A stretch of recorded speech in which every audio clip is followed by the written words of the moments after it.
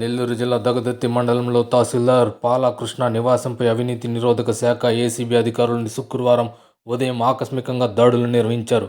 ఈ సోదాలు నెల్లూరు నగరంతో పాటు బుచ్చిపట్టణం, రామకృష్ణానగర్, రాఘవరెడ్డి కాలనీలోని ఎంఆర్ఓ సోదరుడు పాల పెంచలబాబు మరియు ఇతర బంధువుల నివాసాలలో కొనసాగుతున్నాయి.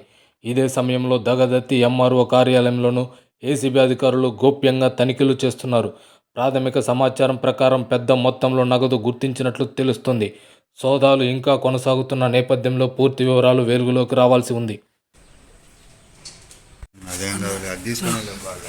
అదేం కాదులేనా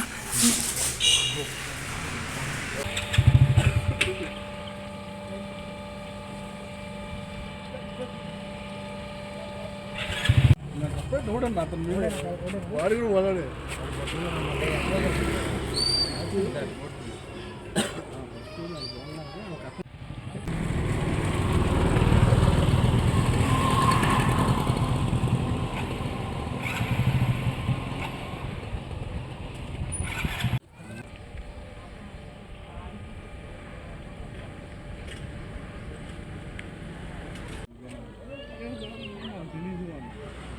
కొత్తగా వచ్చాము.